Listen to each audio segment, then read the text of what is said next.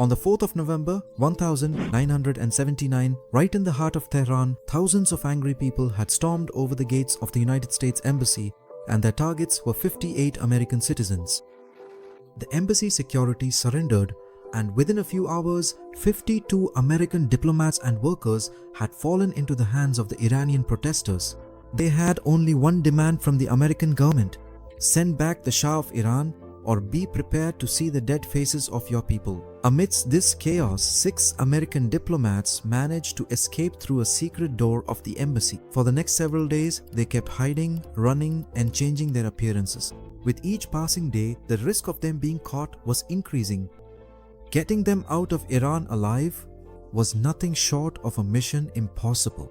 But this very mission was assigned to America's Central Intelligence Agency, the CIA, and that's when the stage was set for a fake Hollywood film shoot, complete with fake actors, a fake script, and even posters printed for a movie that didn't exist. But this wasn't a real movie. This was a CIA rescue mission, codenamed Argo.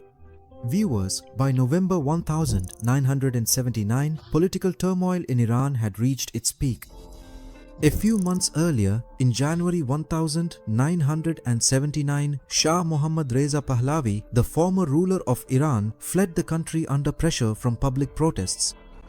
His 38-year rule was supported by the United States, but the Iranian people had grown weary of him because the Shah of Iran himself was living a life of luxury and comfort. Most of the control in Iran was held by the United States.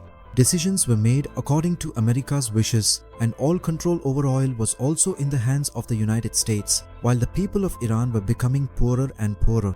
In the hearts of the people, the respect for the Shah of Iran had been reduced to that of an American puppet. The Shah of Iran's secret police, known as Savak, would make people tremble just by hearing its name, because Savak would suppress all forms of opposition. Amidst this political storm, a man returned from exile, and he was none other than Ayatollah Ruhollah Khomeini. He was a religious leader who gained both the anger and the support of the people. Khomeini led the Islamic Revolution, and within just a few weeks, Iran's system changed from a monarchy to one based on Islamic law, and Iran became the Islamic Republic of Iran. With this power shift, there was a dramatic rise in anti-Western sentiment. The United States was seen not just as an ally of the Shah, but as a corrupt Western country.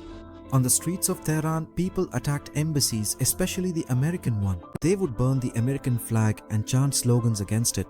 People's anger against America grew even more when they found out that the Shah of Iran had been given refuge by the United States. And at that point, their demand was that the Shah be sent back to Iran. The Iranian protesters devised a plan to take the US embassy employees hostage in order to teach America a lesson.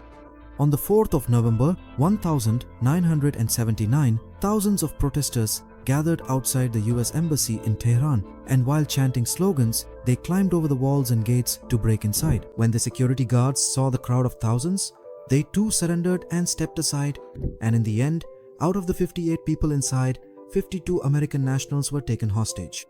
But the protesters did not know that the embassy had a secret door at the back that opened directly onto the street. During the attack, 6 American diplomats managed to quietly slip out through this secret door. However, they had neither a plan nor any cover. They couldn't go out in public, nor could they use any official channels, and returning to the embassy was like inviting death. At that time, Tehran had become a prison for foreigners. In the first few hours, they tried to avoid the crowds and refrained from using the phone. These American diplomats could easily be recognized because of their faces. Even a small mistake could have cost all of them their lives. They asked several embassies for shelter, but everyone refused out of fear that if the Iranian revolutionaries found out, the consequences would be dire. Meanwhile, Canadian Ambassador Ken Taylor helped them. Although the Canadian government kept telling him not to, Ken Taylor still took them into his safe house on his own responsibility. These 6 American diplomats hid in the Canadian ambassador's house for the next 3 months. Their presence was kept strictly secret. They neither appeared near any window nor dared to go outside. The names of the diplomats who escaped from the embassy were Robert Anders, who was a consular officer, Mark Lijek, vice consul, his wife Cora Lijek, who worked in the immigration department, Joseph Stafford, a political officer, and his wife Kathleen Stafford, who handled visa documentation, and finally Lee Schatz, an agricultural statistician. When the United States found out that 6 diplomats had escaped the hostage situation, the US government kept this information top secret, publicly announcing it could not only put their lives in even greater danger, but also the 52 Americans. Each member was assigned a specific role. Someone became the screenwriter, someone the cinematographer, and someone else the set designer. Everyone was given a distinct professional identity. They were given complete documentation, fake Canadian passports, business cards, a production schedule, and a glossy brochure that detailed the film project. Everything was just like a real Hollywood film production. But just creating documents wasn't enough.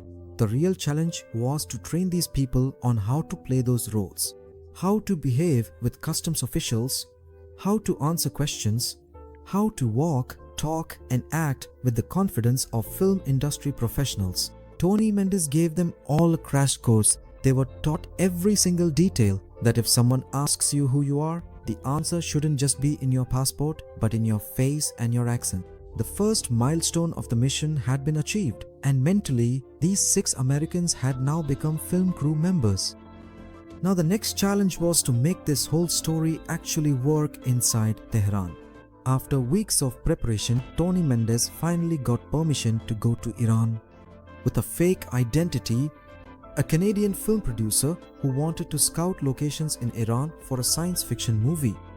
His cover was supported by official documents which had already been approved in collaboration with Canadian authorities. In January 1980, Tony Mendes arrived in Tehran as an ordinary foreign visitor. No one suspected anything when he entered because Tony had all the legal documentation and a Canadian passport, and his fabricated story was also supported by news reports published in the media. Upon arriving in Tehran, the first thing he did was contact Canadian Ambassador Ken Taylor, and then a meeting was arranged with the 6 Americans. For safety reasons, this meeting took place inside the ambassador's residence so that no one would get wind of it.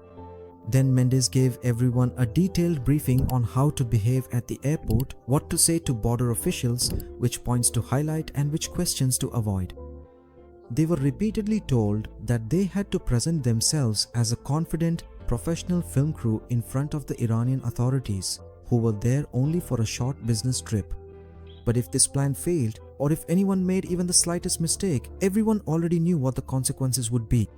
Not only would these 6 Americans get trapped, but the negotiations that America was conducting to rescue those 52 hostages would also be affected, and at the same time, major problems would arise for the Canadian embassy as well, because it was Canada that had issued the fake passports. For the next few days they kept preparing, and finally the time had come to face the Iranian authorities at Tehran airport. It was an ordinary morning at Tehran airport. People were arriving, check-ins were taking place. Amidst these people was a group, a film producer and his 6 crew members. They were all confident, relaxed, and speaking English with a slight accent. There was only one problem here. The 6 crew members with fake Canadian passports did not have any entry stamps for Iran on their passports. Tony Mendes was also aware that a new government had just come to power in Iran. The customs and border security system was quite disrupted, and in such a situation, a missing stamp was a common occurrence. If the Iranian officials raised any issues regarding this, there was only one way to handle it: confidence. At one checkpoint, a guard paused when he saw the title Art Director, and another stared at the visa a bit longer, but fortunately, their cover story was so real that no one became suspicious. The attitude of these 6 crew members was just like that of ordinary travelers. And on top of that, the Canadian embassy was also on standby, so that if a verification call came, they could immediately confirm. When boarding was announced, everyone calmly got up, crossed the gate, and went to sit in the Swiss airplane. After the plane took off until it left Iranian airspace, the 6 diplomats and Tony Mendes kept their emotions in check, but the mission was still not over. Upon reaching Zurich, they were taken into custody by US authorities and quietly transported to America. There were no headlines anywhere, no official statements were released, everything was kept top secret. This cover story was not only for their safety but also necessary to protect Canada's involvement. This story remained a secret for the next 17 years. And then in 1997, that is, after 17 years, the CIA finally declassified the documents.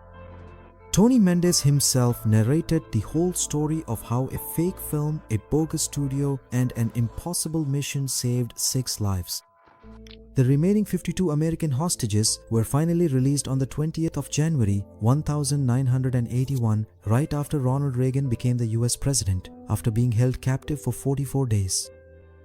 The Shah of Iran, because of whom this entire situation arose due to cancer, he passed away in America on the 27th of July 1980.